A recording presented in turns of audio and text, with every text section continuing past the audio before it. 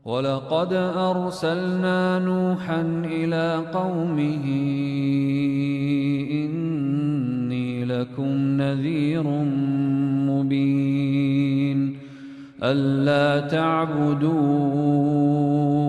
إِلَّا اللَّهَ إِنِّي أَخَافُ عَلَيْكُمْ عَذَابَ يَوْمٍ أَلِيمٍ.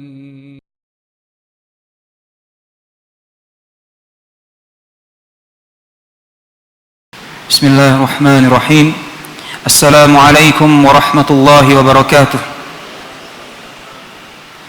Innal hamdalillah nahmaduhu wa nasta'inuhu wa nastaghfiruh wa na'udzu billahi min shururi anfusina wa sayyiati a'malina. Man yahdihillahu fala mudilla lahu wa man yudlil fala hadiya lahu. Wa ashhadu an la ilaha illallah wahdahu la syarika lahu wa ashhadu anna Muhammadan 'abduhu wa rasuluh.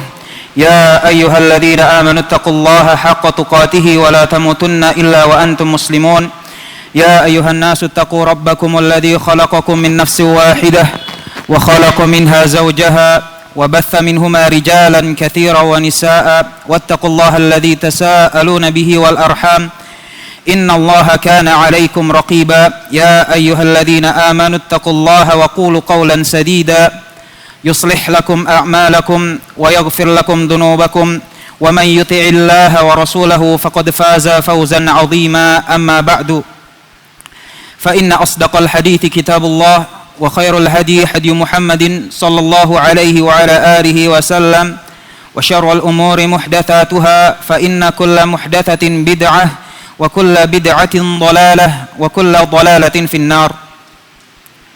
Kaum muslimin, alhamdulillah, kita bersyukur kepada Allah Subhanahu wa ta'ala yang dengan rahmatnya kita mampu melangkahkan kaki kita ke tempat yang berkah ini.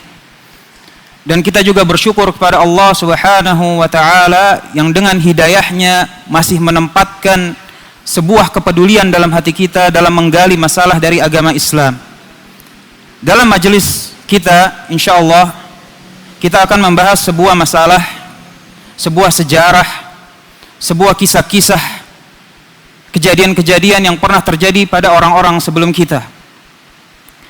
Berkenaan dengan ini, Allah Subhanahu wa ta'ala telah berfirman, faqsusil qasas, wahai Muhammad, ceritakanlah cerita-cerita kepada kaummu, la'allahum yatafakkarun, agar mereka menjadi orang-orang yang berfikir, menjadi kaum yang berfikir. Di dalam ayat yang lain Allah Subhanahu wa ta'ala juga berfirman, laqad kana fi qasasihim ibratun liulil albab, bahwa dalam kisah-kisah mereka, yakni kisah para anbiya'i wal mursalin, baik juga kisah-kisah orang-orang saleh, itu terdapat pelajaran, manfaat yang bisa kita ambil. Bagi siapa? Liulil albab, bagi mereka yang memiliki akal, memiliki mata hati, memiliki basirah. Kenapa ini penting? Karena dengan mempelajari apa yang telah terjadi, kita dapat mengetahui sebab-sebab kebaikan sehingga kita bisa mengikutinya. Kita bisa mengetahui sebab-sebab keburukan sehingga kita juga bisa menjauhinya. Kita bisa mengetahui sebab-sebab kejayaan umat sehingga kita bisa menapakinya. Dan kita bisa mengetahui sebab-sebab keterpurukan umat sehingga kita bisa waspada darinya. Dan juga diriwayatkan oleh Al-Imam Al-Bukhari dan Muslim bahwasanya Rasulullah sallallahu alaihi wasallam telah bersabda, la yuldagul mu'min min juhrin wahidin marratain. Yang namanya orang yang beriman, orang yang mentauhidkan Allah Subhanahu wa ta'ala dan mengikuti syariat yang diturunkan oleh Allah Subhanahu wa ta'ala, yang namanya orang beriman itu tidak terjerumus ke dalam satu lubang yang sama dua kali. Itu karakter orang beriman. Maka akan lebih mudah untuk mengikuti hadis tersebut dengan mempelajari apa yang telah terjadi. Dan mempelajari sejarah, kepentingannya cukuplah perkataan Al-Imam Syafi'i yang berkaitan dengan hal ini, di mana Al-Imam Syafi'i rahimahullahu ta'ala berkata, man 'alima at-tarikh, barang siapa yang mempelajari ilmu sejarah. Dalam riwayat yang lain, man hafidhat tarikh, barang siapa yang menghafal sejarah, zada aqluhu, maka bertambah pemahamannya, wa qalla khata'uhu, dan makin sedikit ketergelincirannya. Karena bagaimana tidak, kita sudah mengetahui kesalahan-kesalahan yang orang-orang sebelum kita telah lakukan. Baik dalam kesalahan kehidupan, bagaimana memulai ma'isyah, kadang kita tergelincir di situ. Tapi yang terutama adalah bagaimana supaya kita mengikuti contoh-contoh dalam beragama. Menghindari contoh-contoh buruk yang dapat memudaratkan keimanan kita. Bahkan dengan sekian peringatan ini pun berapa banyak di antara kita yang masih sering terjerumus ke dalam lubang bukan cuma sekali dua kali, bahkan berkali-kali. Alhamdulillah kalau terjerumus ke lubangnya itu masalah dunia, masalah salah usaha, salah bikin keputusan, akhirnya gedagang jadi rugi. Alhamdulillah. Tapi kalau lubangnya merupakan lubang kesyirikan, bagaimana?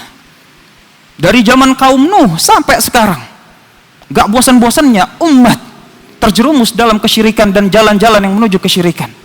Gak capek-capeknya. Sehingga penting untuk mempelajari apa yang telah terjadi pada orang-orang sebelum kita.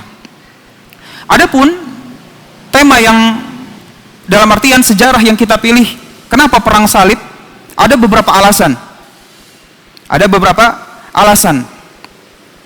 Yang pertama, yang namanya perang salib itu ketika para sejarawan kufar, karena sebagian besar literatur yang membahas perang salib secara khusus itu ditulis oleh sejarawan kufar.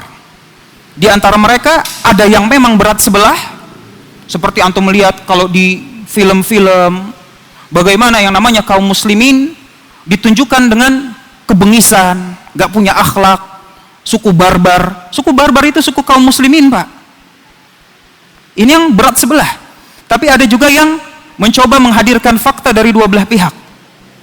Dengan itu pula sejarawan kufar masih mengeluh. Dia bilang sangat sulit untuk menemukan sebuah literatur dari ulama muslimin, dari kaum muslimin sendiri yang membahas secara khusus tentang perang salib. Ini alasan yang pertama. Sehingga kita perlu, setidaknya kita mempelajarilah. Bukan berarti kita harus menjadi expert ahlinya perang salib, enggak. Tapi at least kita tahu apa yang terjadi dan mengambil pelajaran darinya. Yang kedua, kenapa perang salib itu merupakan sebuah sejarah kemanusiaan yang besar. Perang salib mempunyai andil dalam bagaimana naiknya peradaban kufar. Dan kita rasakan sampai sekarang. Bagaimana mereka berjaya di atas kita. Dan perang salib mempunyai andil bagaimana turunnya peradaban kaum muslimin. Dan kita rasain sampai sekarang bagaimana hinanya kita di hadapan mereka. Hina ya akhi. Sehingga kita penting mengetahui sebab-sebab apa yang bisa menjayakan umat, apa yang menyebabkan umat kita terpuruk sampai darah seorang muslim udah nggak ada harganya lagi hari ini dibandingkan darah seorang kufar. Na'udzubillah. Dan sebab yang ketiga, yang namanya sejarah itu nggak seperti sandiwara, Pak. Kalau sandiwara ada permulaan, ada akhir. Setelah selesai pertunjukan, penonton pulang ke rumah masing-masing. Adapun sejarah, apa yang terjadi pada saat itu kita bisa rasakan efeknya saat ini.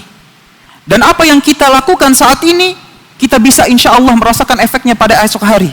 Dan apa yang kita akan lakukan esok hari, insya Allah efeknya bisa sampai ke masa depan. Ini namanya sejarah. Belum berhenti sampai kita nanti mati. Taib. Nah, sebenarnya dalam mempelajari masalah perang salib, bisa saja kita langsung terjun. Para ikhwan, yang namanya perang salib adalah perang yang kejadian selama 200 tahun. Dari 1095 sampai 1291. Hampir 200 tahun. Gitu. Perang salib yang pertama dimenangi oleh kaum kufar. Kaum muslimin kalah. Selesai. Kalau kita mau langsung terjun ke perang salib, nanti akan banyak pertanyaan-pertanyaan dan konsep-konsep yang mungkin rada sulit untuk kita mengerti. Afwan Ustaz, bukannya kaum muslimin itu dulu sempat kekuasaan dari ujung Khurasan sampai ujung Spanyol? Kok bisa kalah? Masya Allah. Kok bisa kalah? Gitu. Dari ujung Khurasan sampai ujung Spanyol kok bisa kalah? Afwan Pak, itu emang kalah jumlah? Afwan Pak, saat itu khilafahnya siapa ya? Khilafah Islamiyahnya. Oh, khilafahnya ada beberapa. Ada sisa-sisa Abbasiyah, ada sisa-sisa Fatimiyah, ada sisa-sisa Daulah Umayyah. Loh, kok khilafahnya lebih dari satu? Maka pertanyaan-pertanyaan seperti ini akan sulit untuk langsung kita jawab, kecuali kita memahami bagaimana kejadian-kejadian yang besar sebelum kejadian perang salib. Maka tidak bisa kita memahami perang salib secara utuh, secara baik, kecuali kita memahami bagaimana Islam merangkak naik dalam menguasai dunia. Bagaimana kaum muslimin memperlebar kekuasaan mereka, menegakkan syariat Allah Subhanahu wa ta'ala. Kita harus ngerti. Maka dalam rangka itu, kita mulai pelajaran kita, insyaallah ta'ala, dengan hadis yang diriwayatkan oleh Al-Imam Bukhari dalam sahihnya, yaitu kisah tentang Suraqah bin Malik. Bukan berarti ketika kita kembali ke masa Rasulullah SAW, saya akan mengutarakan sirah nabawiyah, enggak. Alhamdulillah, dars, pelajaran-pelajaran tentang sirah nabawiyah udah banyak. Ustadz-ustadznya juga lebih mumpuni daripada saya. Gitu. Tapi kita hanya akan menyinggung beberapa kejadian-kejadian yang ada relevansinya dengan ekspansi kaum muslimin. Gitu. Adapun hadis yang diriwayatkan oleh Al-Imam Bukhari ini merupakan isyarat bahwa Islam itu akan berjaya. Yaitu kisah tentang Suraqah bin Malik. Mungkin sebagian antum sudah pernah dengar. Kisah tentang Suraqah bin Malik. Yaitu pada saat Rasulullah sallallahu alaihi wasallam hijrah bersama Abu Bakar radhiyallahu ta'ala. Maka para kaum kufar musyrikin Quraisy mereka mengadakan sayembara. Dalam riwayat Bukhari cuma disebutkan sayembara, diat. Dalam riwayat yang lain disebutkan hadiahnya 100 ekor onta. 100 ekor onta. Barang siapa yang bisa menangkap Muhammad dan sahabatnya hidup atau mati, kita kasih 100 ekor onta, selesai perkara. 100 ekor onta, dulu 1 ekor onta itu merupakan harta yang luar biasa, Pak. Kendaraan yang paling mewah, setara sama kuda. Mungkin kalau zaman sekarang 100 ekor onta 100 atau 200 miliar. Dari makan beras gabah bisa ke beras Jepang, Pak. Dari nggak makan daging bisa makan daging. Namanya dunia, siapa yang nggak ngiler? Maka suatu hari Suraqah bin Malik sedang duduk bersama kaumnya. Sedang duduk bersama kaumnya, maka salah satu dari mereka tiba-tiba berkata kepada Suraqah bin Malik, "Itu item-item apaan?" Memang begitu, Pak. Di Bukhari bilang item-item.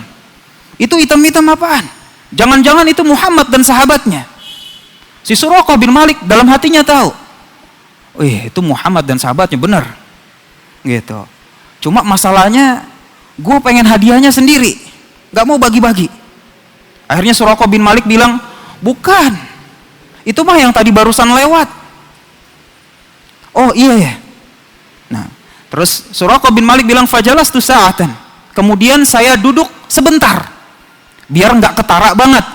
Karena kalau kita bilang, bukan Muhammad dan sahabatnya, aneh langsung pamit ya, ketahuan banget. Tapi si Suraqah bin Malik bilang, fajalastu sa'atan. Saya duduk sebentar, biar nggak ketara. Maka dia duduk, ketika kira-kira sudah aman, dia pamit dari majelis kaumnya.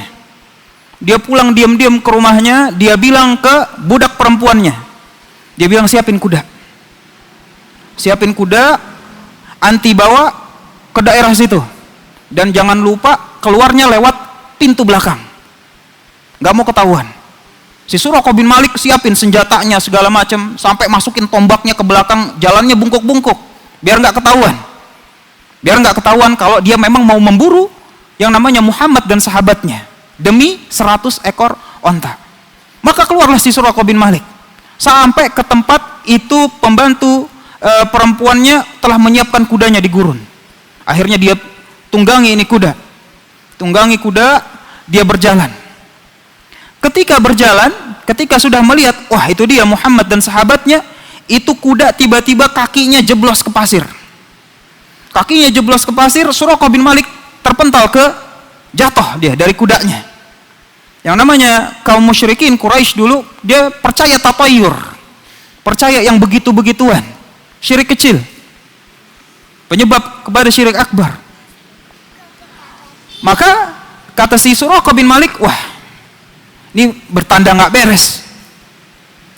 Waktunya gua ngeluarin panah, karena zaman dulu Kalau lempar panah arahnya ke sana berarti jalan. Lempar panah arahnya ke sini berarti nggak boleh. Akhirnya dia keluarin anak panah, dia lempar. Ternyata hasil dari undian anak panah tersebut bilang mundur. Gitu. Menurut kepercayaannya dia, jangan dikejar ini Muhammad sama Abu Bakar radhiyallahu anhu. Jangan dikejar. Cuma yang namanya manusia udah silap sama dunia, dia bilang kali ini saya nggak mau percaya. Lanjut terus. Dia naik lagi ke kudanya.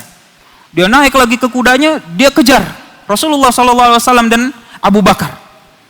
Dia kejar, merosok lagi tuh kuda. Dia jatuh lagi. Dia udah mikir, wah ini kenapa nih? Saat itu kuda ngangkat kakinya dari pasir, keluar asap. Ini udah nggak beres nih. Dalam hatinya ini udah nggak beres nih. Saat itulah dia bilang, saya meyakini bahwa yang namanya perkaranya Muhammad itu akan berjaya. Perkaranya Muhammad akan tersebar. Maka dia udah menyerah. Ini udah dilindungin yang namanya Muhammad sama sahabatnya. Kalau kayak gitu saya panggil aja. Wahai Muhammad, saya mau mendekat dan saya nggak mau ngapa-ngapain. Mohon minta izin supaya mendekat. Akhirnya dia mendekat. Yang namanya Muhammad SAW dan Abu Bakar saat itu sedang resah. Wah, nih orang kok bisa nemuin? Gitu. Akhirnya dia ceritain kisahnya. Tadi saya begini segala macam. Saya nggak mau ngapa-ngapain. Ini saya kebetulan ada bekal. Mau apa enggak? Nggak diterima sama Rasulullah SAW dan Abu Bakar. Ditawarin ini juga nggak mau. Terus maunya apa? Kata si Suraqah bin Malik. Saya maunya supaya antum diam. Jangan kasih tahu tentang keberadaan kita lagi hijrah dari Mekah ke Madinah. Baik. Karena si Suraqah sudah yakin bahwa yang namanya perkaranya Rasulullah SAW yaitu Islam bakalan berjaya, dia meminta jaminan keamanan. Dia bilang, ya udah, aneh minta jaminan keamanan deh. Kata Rasulullah SAW, dia menyuruh yang namanya Amir bin Fuhairah, ini budaknya Abu Bakar, tulis jaminan keamanan buat si Suraqah. Ditulislah jaminan keamanan buat si Suraqah dalam, kalau saat itu ya kulit kambing lah atau kulit binatang mungkin sekitar itu, jaminan keamanan buat si Suraqah. Dari hadis ini kita tahu bahwa isyarat bahwa Islam itu akan berjaya itu sudah ada dari Rasulullah SAW. Dan dalam hadis lain yang diriwayatkan oleh Al-Imam Muslim juga begitu. Dari sahabat Amir bin Anbasah bahwasanya perkara Rasulullah SAW itu akan berjaya. Nah, kalau yang ini riwayatnya Al-Bukhari. Dalam riwayat yang lain ada tambahan di mana Rasulullah SAW berkata kepada Suraqah bin Malik, "Kaifa bika idza labista siwari Kisra?" Bagaimana keadaanmu pada suatu hari engkau memakai gelangnya Kisra. Kisra pemimpin paling tinggi Imperium Persia. Artinya kalau gelangnya aja udah bisa dipakai sama Suraqah, ya kerajaannya berarti udah bubar. Isyarat lagi dari Rasulullah SAW bahwa suatu hari yang namanya kaum muslimin akan mengalahkan Imperium Persia. Taib. Nah, berbicara tentang Persia, maka kita nggak bisa melupakan lawannya yang satu lagi namanya Imperium Romawi. Karena ini berdua selalu gontok-gontokan, Pak. Dan akan sangat membantu bagaimana kita memetakan peta kekuatan saat itu. Nah, ini insya Allah kita gambar. Nah, itu 1 Hijriah. 1 Hijriah kejadiannya Suraqah. Diingat 1 Hijriah. Nah, adapun yang namanya kaum Imperium Persia dan Imperium Romawi itu udah lama perang. Selama ratusan tahun ke belakang. Dan mereka perang itu dari tahun 285 Masehi sampai 628 Masehi. Kelihatan nggak nih, Pak? Kelihatan. 285 sampai 628. 350 tahun, hitung deh. Yang pasti lama nih mereka perang. Bukan berarti mereka selalu perang konstan, enggak. Mereka perang enggak konstan, tapi ada fase-fasenya. Karena yang namanya perang, kadang kehabisan pasukan, kadang kehabisan bahan bakar, sehingga ada gencatan senjata, tapi ada fase-fase. Ada fase-fasenya. Cuma, apabila kita mau melihat kekuatan pada saat 1 Hijriah, nah, di sini ada ya gambar seadanya ya Pak, gitu. Nah, ini Jaziratul Arab. Taib. Yang namanya dari sini, ini benua Afrika. Benua Afrika. Di sini ada Mesir. Di sini ada Tunisia. Di sini ada Maroko. Nah, di sini Spanyol, Portugal, Jerman, Prancis, terus Inggris. Ini Yunani, Turki. Yang ini namanya Biladus Syam. Biladus Syam. Taib. Nah, dari sini gimana nih gambarnya nih?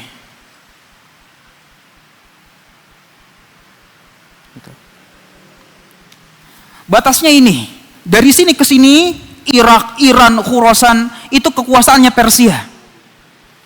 Dari sini ke atas, itu kekuasaannya Romawi.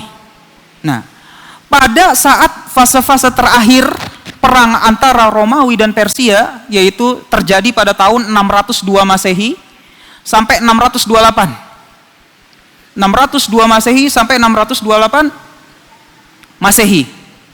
Maka para sejarawan itu sepakat bahwa kejadian fase perang ini terbagi menjadi 2. Fase yang pertama yaitu tahun 602 sampai 622, dan fase yang kedua 623 sampai 628. Fase yang pertama itu dimenangi oleh pihak Persia, dan fase yang kedua dimenangi oleh pihak Romawi. Dan setelah pihak Romawi memenangkan peperangan ini, yang namanya Persia itu udah nggak berani songong-songong lagi sama Romawi. Udah kelar urusannya. Bendera putih. Bendera putih. Nah, hubungannya subhanallah. Kalau kita tadi menerima tentang riwayat gelang Kisra, menerima riwayat gelang Kisra tambahan tersebut dalam hadis, pasti kita akan bertanya, kenapa Kisra sih? Kenapa enggak Heraklius? Heraklius itu kaisar Romawi. Kenapa enggak disebut kamu akan memakai mahkotanya Heraklius atau apanya lah gitu? Kenapa harus Kisra? Gitu. Maka usut punya usut. Saat ini yang menang ini adalah Persia. Persia. Dan yang namanya 622 Masehi itu sama dengan 1 Hijriah. Jadi kalau saat itu orang pengen nanya mana yang lebih top, Kisra atau Heraklius? Jawabannya Kisra. Jawabannya Kisra. Jadi subhanallah, ini merupakan bagian nubuah dari Rasulullah sallallahu alaihi wasallam. Apalagi ditambah ada dalam surat Rum. Surat Rum Makkiyah atau Madaniyah? Makkiyah. Kalau Makkiyah berarti turunnya sebelum 1 Hijriah. Benar nggak? Turunnya sebelum 1 Hijriah. Kalau turun sebelum 1 Hijriah, memprediksikan apa yang terjadi. Di mana Allah Subhanahu wa taala berfirman, "Ghulibatir Rum." Yang namanya kaum Romawi itu akan terkalahkan. Semua tafsir-tafsir yang pernah Anda baca, Tabari, Ibnu Katsir, Al-Baghawi, sampai yang kayak kontemporer As-Sa'di rahimahumullah, mereka mengatakan bahwa ghulibatir Rum, bahwa kaum Rum akan dikalahkan oleh kaum Persia. Cuma dalam tafsir Ibnu Katsir diterangkan bahwa bukan semuanya dikalahkan oleh kaum Persia. Tapi yang dikalahkan adalah dalam perebutan wilayah Syam. Dalam perebutan wilayah Syam. Taib. Ini 1 Hijriah. Kita bergerak ke 5 Hijriah. 5 Hijriah yaitu 628 Masehi. 5 Hijriah itu jatuhnya yang namanya Mesopotamia. Ini sekitar sini, Pak. Mesopotamia ini merupakan yang namanya basis kuatnya Imperium Persia. Ini jatuh ke tangan Romawi. Nah, maka pada saat itu Heraklius bilang, kirim surat ke Kisra. Dia bilang, ini kita udah nggak bisa nih lanjutin perang. Udah habis-habisan nih kita.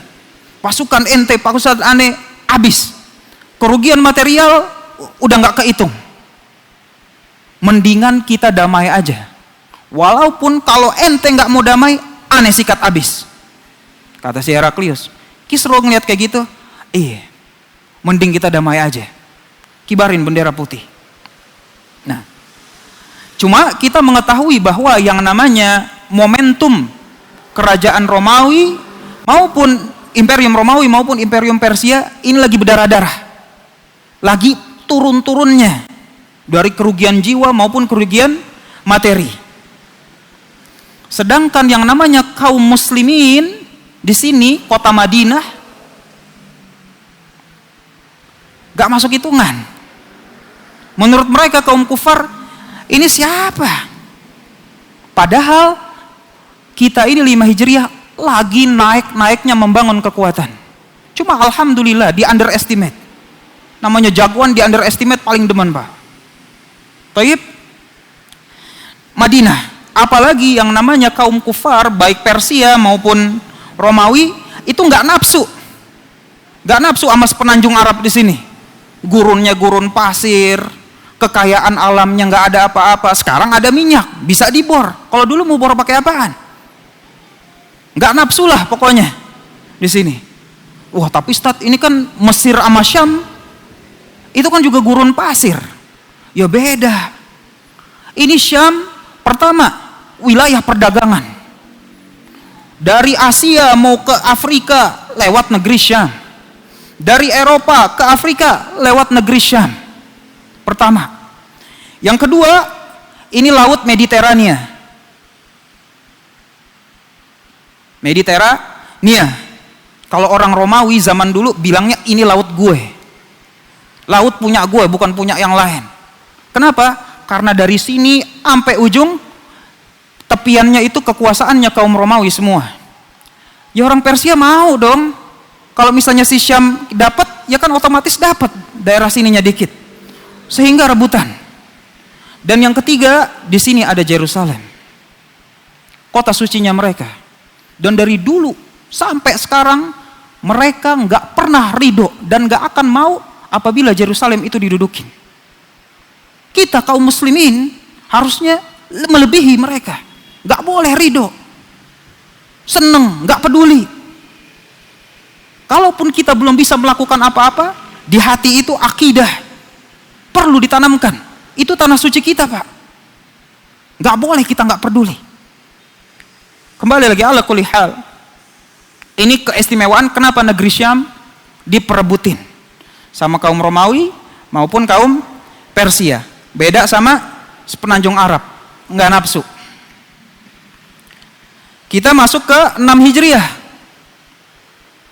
6 Hijriah itu merupakan tahun di mana Heraklius menerima suratnya Rasulullah Sallallahu Alaihi Wasallam. Menerima suratnya Rasulullah SAW, sebagaimana diriwayatkan oleh Al-Imam Bukhari dalam sahihnya. Gitu. Sampai si Heraklius ini sebenarnya tahu bahwa akan muncul seorang nabi. Dia tahu akan muncul nanti seorang nabi. Cuma dia bilang kepada Abu Sufyan, cuma saya nggak nyangka nabinya itu dari orang Arab. Underestimate lagi. Udah tanahnya underestimate, orangnya juga underestimate. Cuma alhamdulillah hikmah dari Allah Subhanahu wa taala. Biarin aja, kita bangun kekuatan, ente mau ngapa-ngapain terserah. Maju ke 8 Hijriah. 8 Hijriah itu peristiwa Fathu Mekkah. Peristiwa Fathu Mekkah. Dari yang cuma 1 titik, sekarang alhamdulillah punya 2 titik. Apalagi Allah Subhanahu wa taala berfirman, "Idza jaa nasrullahi wal fath wa ra'aitan nasa yadkhuluna fi dinillah afwaja, yang namanya manusia berbondong-bondong masuk Islam. Yang namanya berbondong-bondong, otomatis pasukannya nambah apa kurang? Nambah, apalagi berbondong-bondong, nambahnya banyak. Nambahnya banyak. Otomatis kita momentumnya lagi naik lagi. Momentumnya lagi naik. Maka setelah Fatu Mekah, langsung nggak lama setelah itu peperangan Hunain. Peperangan Hunain ini daerah sekitar Mekah. Jadi langsung kita perluas daerah kekuasaan kaum muslimin. Masih ingat si Suraqah? Suraqah ini bersama sukunya tinggal di Hunain. Maka ketika kaum muslimin menguasai Hunain dan terjadi huru-hara, si Suraqah langsung keluarin jaminan keamanan dan tunjukin, ente jangan apa-apain ana punya jaminan keamanan. Maka dibawa menghadap ke Rasulullah SAW. Sampai ke hadapan Rasulullah SAW, dia keluarin, ya Rasulullah masih ingat? Masih. Inilah hari kami membalas budi. Inilah hari kami membalas budi. Saat itu Suraqah masuk Islam, menjadi sahabat radhiyallahu taala an. Taib. Setelah Hunain ada yang namanya perang Mu'tah. Mu'tah. Jangan sampai salah, jangan sampai Mut'ah. Kalau Mut'ah Syiah. Tapi kalau Mu'tah itu merupakan sebuah daerah dekat Jordania. Daerah dekat Jordania. Bedanya kalau peperangan sebelum-sebelumnya itu kan lawannya musyrikin Arab. Lawannya musyrikin Arab. Tapi kalau perang Mu'tah lawannya itu orang Romawi. Lawannya orang Romawi. Nah, si daerah Mu'tah ini bukan sebuah pos, bukan sebuah kota utama dalam kekuasaan negeri Syam. Kekuasaan Romawi di negeri Syam. Karena ada pos-pos yang memang secara militer itu kuat. Seperti posnya mereka di Damaskus, posnya mereka di Yerusalem, posnya mereka di Antioquia. Nih kota-kota berat untuk ditaklukkan. Cuma ya kita pelan-pelan aja deh. Mu'tah dulu aja. Mu'tah dulu aja. Subhanallah, hasil dari perang Mu'tah, kaum muslimin kalah. Kaum muslimin kalah, dan yang terkenal adalah perang Mu'tah syahidnya salah satu sahabat yang mulia, Zaid Ibn Harithah. Syahid di perang Mu'tah. Cuma demikianlah bagaimana Allah Subhanahu wa taala menurunkan hikmahnya. Gitu. Karena dengan kekalahan tersebut underestimate-nya makin besar. Tuh kan, aneh bilang juga apa? Ini orang-orang Arab nggak bisa ngapa-ngapain. Ini tentu menurut ungkapan orang-orang kufar saat itu. Pos cadangan aja kagak bisa ditaklukin. Apalagi mau main-main ke Yerusalem. Ntar dulu. Udah, diamin aja. Ya alhamdulillah, kita bangun terus namanya kekuatan. Sampai 11 Hijriah. 11 Hijriah dikirimnya pasukan kecil yang dipimpin oleh Usamah ibn Zaid. Dikirimnya kemana? Dikirimnya ke Syam. Saat itu Pak, yang namanya sahabat masih ada Umar bin Khattab, masih ada yang kibar-kibar. Tapi yang dipilih Usamah bin Zaid. Kenapa? Karena supaya lebih semangat. Kenapa lebih semangat? Yang bunuh bapak ente, tuh kaum Romawi. Ente yang pimpin pasukan. Siap ya Rasulullah. Yang namanya jiwa muda Pak, dibakar dendam, fi sabilillah, lengkap semuanya. Jadi dusta apabila kita bilang namanya regenerasi, mendidik generasi muda kita, wah kita harus, ini ajarannya orang-orang kufar. Enggak. Lihat bagaimana Rasulullah SAW dari sejak dini udah diajarkan kepemimpinan. Usamah naik. Bersama Usamah dikasih sahabat-sahabat sebagai penasehat. Tapi tetap pemimpinnya Usamah. Biar biasa mengambil keputusan, biasa berani, percaya diri. Usamah bin Zaid. Dikirim pasukannya. Kemana? Pasukan kecil ke negeri Syam.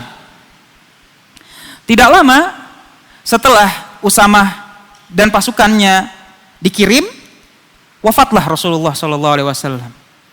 Allahumma sholli wa sallim ala nabiyina Muhammad. Wafatlah Rasulullah SAW dan digantikan dengan Abu Bakar. Abu Bakar. Nah, pada saat tahun 11 Hijriah, kalau kita misalnya mau memetakan gitu kekuatan Islam di Jaziratul Arab, bisa dibilang ini setengah, ini basis kuatnya kaum muslimin. Bukan berarti Islam nggak nyampe sini, nggak nyampe Bahrain, nggak nyampe Oman, nyampe. Cuma kekuatannya tidak sekuat setengah yang sini. Oleh karena itu, yang paling banyak murtad di tahun pertama kepemimpinan Abu Bakar ini daerah di sini nih. Ada Yamamah, Musailimah Al-Kadzab dari mana? Dari Yamamah. Ada Al-Ansi, ada penolak zakat, semuanya dari sini. Maka pada tahun 11 Hijriah, Abu Bakar bilang, ini kita beresin dulu orang-orang yang murtad. Beresin habis. Maka setelah selesai 11 Hijriah, kekuasaan kaum muslimin satu Jaziratul Arab itu dikuasain oleh satu kepemimpinan Abu Bakar. Satu pandangan politik, yaitu politik Islam. Satu syariat, yaitu syariat yang diturunkan oleh Allah Subhanahu wa taala, enggak ada yang kedua. Sebuah masyarakat dengan satu kepemimpinan dan satu syariat. Taib. Ada penghapus nggak Pak? Biar yang ini, oh, Masya Allah. Taib. Ini anak hapus ya. Wah, Masya Allah. Udah Syekh. Nah, udah ini jangan. Ini 11 Hijriah. Maka pada tahun 12 Hijriah, dengan dikuasainya yang namanya satu Jaziratul Arab, terkenal dengan dikirimnya Khalid bin Walid ke Irak. Dikirim Khalid bin Walid ke Irak. Bersamaan dengan itu, di tahun yang sama dikirim 4 sahabat. Nah, 4 sahabat ini merupakan terminologi orang-orang kufar. Karena mereka taunya yang dikirim ke Syam itu dikomandoi oleh 4 orang sahabat. Orang sahabat. Nah, sebelum ini Usama itu udah pernah balik sebelumnya. Usama ketika balik hasilnya sukses. Alhamdulillah, itu pos-pos cadangannya kaum Romawi habis. Kita yang kuasain. Abu Bakar mendengar kayak gitu, yang dikirim ke Syam langsung bilang, udah kita ambil Sirianya, Damaskusnya, Yerusalemnya, kirim. Makanya 4 sahabat ini bukan orang sembarangan. Yang pertama adalah Abu Ubaidah ibnul Jarrah, dijamin surga Pak. Bagaimana kalau pemimpin kita, jenderal kita udah dijamin surga? Masa pasukannya ciut? Gak mungkin. Amr ibn al-As, sahabat besar juga. Yazid ibn Abi Sufyan dan Syurahbil ibn Hasanah. Nah, kita stop dulu. Coba dibayangkan bagaimana sebuah negara baru, daulah baru, tiba-tiba mengirimkan pasukannya untuk menyerang Imperium Persia. Bukan cuma menyerang Imperium Persia, menyerang juga Imperium Romawi sekaligus. Negara baru. Kan bisa aja sebenarnya. Ya damai apa segala macam. Bahkan sejarawan kufar sampai bilang apa yang dilakukan oleh Abu Bakar ini seperti negeri Eskimo. Ini kata-katanya mereka, orang kufar. Negeri Eskimo menyerang Amerika dan Rusia sekaligus. Kata-kata mereka Pak. Gitu. Karena sebenarnya bisa aja Abu Bakar, udah deh kita alhamdulillah udah aman. Fokus aja sama regional dulu. Bangun ekonomi, bangun politik. Kalau perlu damai. Sama Persia sama Romawi. Yang penting kita bangun dulu kekuatan masyarakat. Bisa kan? Tapi bukan begitu manhajnya orang yang bertauhid. Bukan begitu manhajnya kaum muslimin. Karena Abu Bakar masih ingat pada 1 Hijriah, beliau bersama Rasulullah SAW karena tauhid terusir dari kampung halamannya sendiri. Karena tauhid mereka dipersekusi. Karena tauhid mereka diburu hidup atau mati. Karena tauhid, Abu Bakar dan Rasulullah SAW harus ngumpet di gua Thur, gelap, sempit, pengap, gak ada apa-apa 3 hari karena tauhid. Dan Abu Bakar ingat momen itu ketika mereka berdua di dalam goa, yaitu sebuah momen yang diabadikan oleh Allah Subhanahu wa taala di dalam Al-Qur'an. Idhuma fil ghar. Ingatlah ketika mereka berdua di dalam goa. Di dalam goa, Rasulullah ngelihat Abu Bakar gelisah, resah, gak tenang. Maka ditanyakan kepada Abu Bakar, "Malaka ya Abu Bakar? Malaka ya Abu Bakar? Ente kenapa nih? Resah kenapa?" Maka Abu Bakar bilang, "Yang saya resahkan bukan jiwaku. Wa ana rajulun wahid, dan ana bukan siapa-siapa. Artinya kalau saya mati gak ada urusannya. Tapi yang saya khawatirkan adalah engkau ya Rasulullah sallallahu alaihi wasallam, pembawa panji aqidatut tauhid." Itu yang dikhawatirkan oleh Abu Bakar radhiyallahu an. Dan Allah Subhanahu wa taala melanjutkan firman-Nya mengabadikan kejadian yang terjadi saat itu. Idz yaqulu li sahibihi la tahzan. Maka melihat Abu Bakar resah, gelisah, Rasulullah sallallahu alaihi wasallam bilang, "Ya Abu Bakar, la tahzan." Jangan sedih. Ya Abu Bakar, jangan khawatir. Jangan resah. Innallaha ma'ana. Karena Allah Subhanahu wa taala bersama kita. Allah Subhanahu wa taala yang menjadi penjaga kita. Allah Subhanahu wa taala yang menjadi penolong kita. Itu kata Rasulullah sallallahu alaihi wasallam kepada Abu Bakar.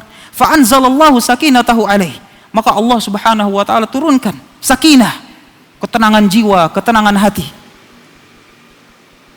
Wa ayyadahu bijunudin lam tarawha. Dan dikirim pasukan-pasukan yang kalian tidak bisa melihatnya dari golongan malaikat. Wa ja'ala kalimatal ladzina kafarus sufla. Dan yang namanya kalimat-kalimat kekufuran, Allah Subhanahu wa taala berjanji akan dijadikan sebagai syariat yang paling rendah di muka bumi ini. Wa kalimatullahi hiyal ulya. Dan yang namanya kalimat Allah Subhanahu wa taala menjadi kalimat yang tertinggi. Jadi nggak bisa yang namanya muslim muwahhid mentauhidkan Allah Subhanahu wa taala merasa tenang ketika masih ada kalimat-kalimat kekufuran yang justru menduduki tempat bukan tempatnya, ditinggikan. Seorang muslim muwahhid tidak bisa merasa tenang ketika kalimat Allah Subhanahu wa taala direndahkan bahkan dinistakan. Seorang muslim muwahhid tidak bisa merasa tenang apabila dia masih melihat ada kesyirikan-kesyirikan. Seorang muslim muwahhid tidak bisa tenang apabila masih ada peribadatan yang diberikan kepada selain Allah Subhanahu wa taala. Dan Abu Bakar mengetahui hal tersebut. Dan Abu Bakar radhiyallahu an mengingat firman Allah Subhanahu wa taala, "Wa qatiluhum." Dan perangilah mereka. Sampai kapan? Hatta la takuna fitnah. Sampai yang namanya kesyirikan itu habis dari muka bumi ini. Wa yakuna dinu kulluhu lillah. Dan yang namanya segala jenis peribadatan, kecil maupun besar, hanya untuk Allah Subhanahu wa taala. Jadi biarkanlah yang namanya sejarawan-sejarawan kufar bilang negeri Eskimo atau yang lain. Biarkanlah mereka berkata, "Oh, yang dilakukan Abu Bakar ceroboh, enggak perhitungan." Biarkanlah mereka berkata bahwa yang dilakukan Abu Bakar radhiyallahu an mendekati kegilaan. Tapi kita muslimun, akidah kita hakul yakin yang dilakukan oleh Abu Bakar radhiyallahu taala anhu itu melaksanakan perintah Allah Subhanahu wa taala dalam meninggikan kalimat Allah dan menegakkan at-tauhid. Itu yang dilakukan Abu Bakar. Kita harus tahu bagaimana sebuah perspektif itu bisa berbeda dari dua pihak. Thayyib. Nah, dikirim Khalid bin Walid ke Persia, ke Irak, kekuasaan Persia. Dan dikirim ke 4 sahabat. Dan dikirimnya ini tidak secara tidak sekaligus, tapi satu-satu. Satu. Dan sebenarnya bukan cuma 4, masih banyak sahabat-sahabat yang ikut ke negeri Syam. Satu. Nah, ditinjau dari keberhasilannya, maka ekspedisinya Khalid bin Walid itu lebih berhasil. Baru masuk Irak langsung merebut 3 kota besar. Hira, Anbar, Ainut Tamr direbut sama Khalid bin Walid. Sedangkan progres di Syam rada mandek. Afwan, ana minum dulu. Insyaallah. Bismillah.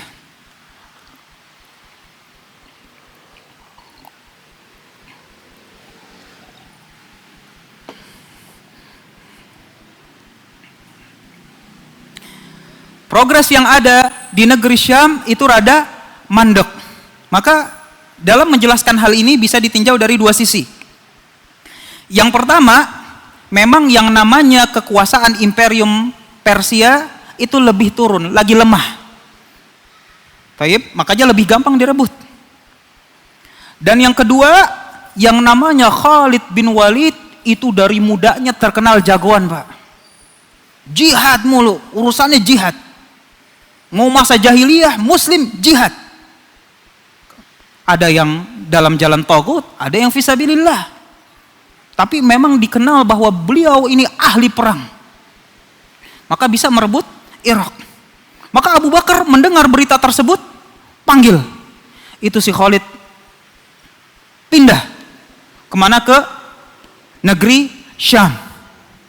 Sampai Khalid bin Walid nyampe ke negeri Syam, dan ditunjuklah dia menjadi jenderalnya kaum muslimin. Dia yang akan memimpin peperangan, insya Allah. Nah, mungkin kita stop di sini aja, karena ceritanya bakalan panjang nanti, nggak enak kalau keputus. Terutama ketika masalah peperangan Yarmuk. Sejarawan mereka semua sepakat bahwa salah satu peperangan yang sangat sulit dicerna oleh akal yaitu peperangan Yarmuk. Dari segi jumlah kalah. Dari segi jumlah kalah. Dari segi kecanggihan teknologi, wah ini kaum Romawi ratusan tahun udah pernah perang dari 285. Sedangkan ini siapa? Dari segi pasukan mereka semua terlatih. Wajib militernya latihan tiap hari. Yang ini artinya sangat sulit dijelaskan oleh logika. Dan juga insya Allah pada pertemuan berikutnya kita juga sebelum itu bagaimana kaum muslimin mengepung kota Damaskus. Insya Allah taala kita hentikan di sini. Apabila ada yang mau ditanyakan mengenai materi kita, falyatafadhal.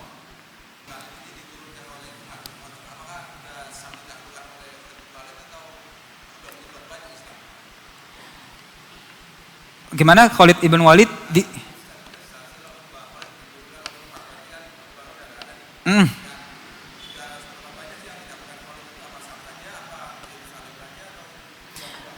Jadi insya Allah di pertemuan berikutnya itu, setelah Khalid ibn Walid pindah ke negeri Syam menjadi jenderal kaum muslimin dan yang namanya Damaskus direbut, Abu Bakar radhiyallahu taala anhu wafat.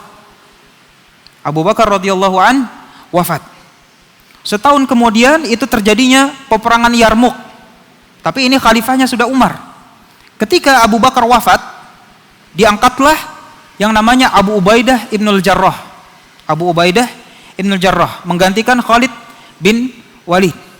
Tapi pada peperangan Yarmuk, baik namanya Umar bin Khattab maupun Abu Ubaidah, mereka setuju. Masalah perang, jagoannya ini. Sehingga diangkat lagi. Walaupun secara misalnya di atas kertas, wah jenderalnya ini Abu Ubaidah gitu. Tapi pada dalam lapangan tetap Khalid ibn Walid. Gitu.